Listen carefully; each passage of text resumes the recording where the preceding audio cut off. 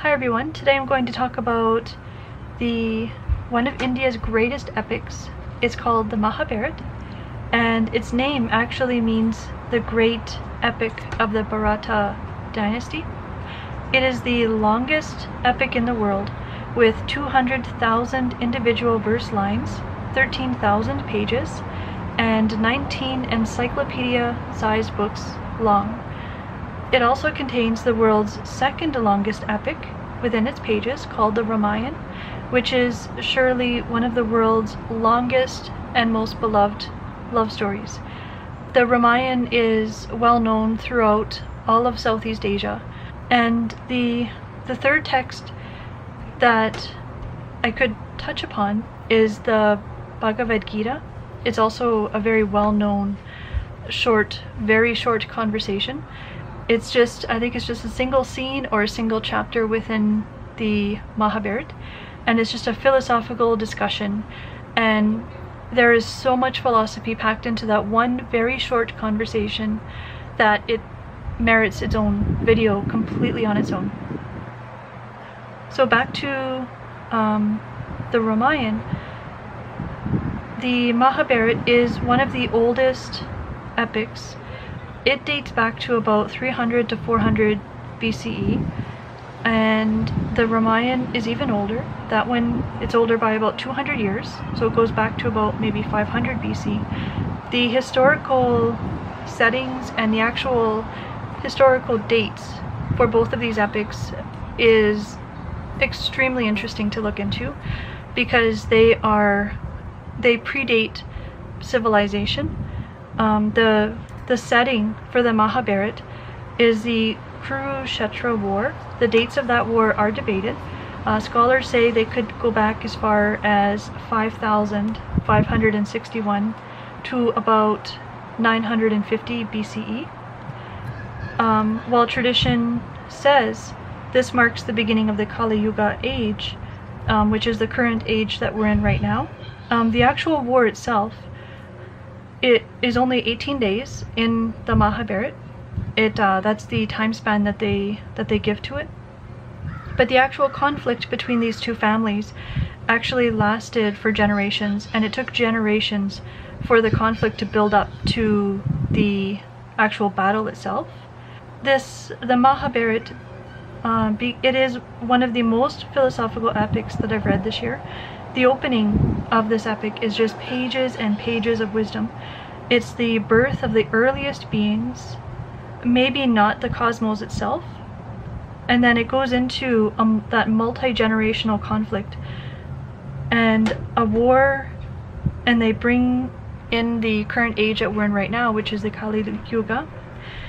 And a book with this much wisdom, it's truly encyclopedic knowledge, which took generations to craft. It would be humanly impossible for one single person to come up with all of these ideas and craft them into a single epic.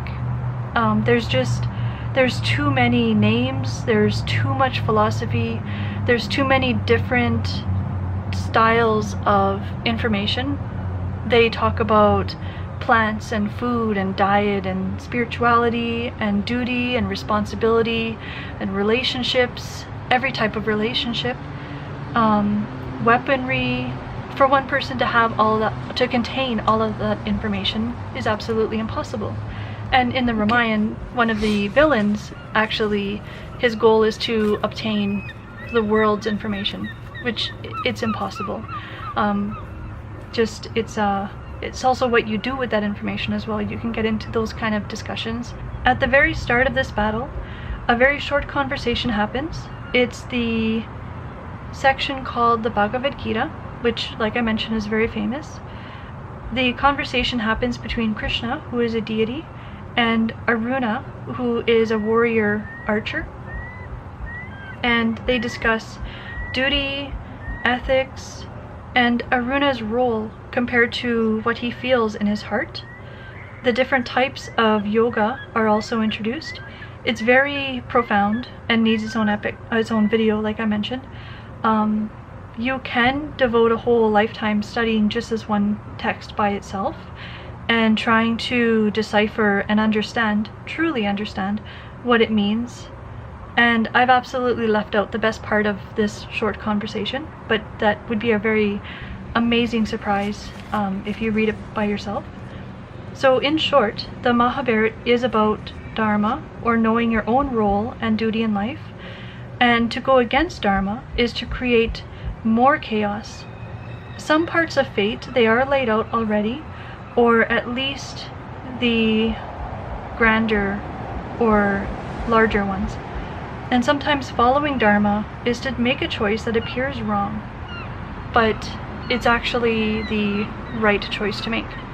And then if you step back and you realize that no matter what choice you make, it's possible that the same outcome will happen, because that's just... So something that could be interesting is, what would happen if Aruna tried to stop the war from happening? Could he have actually done that?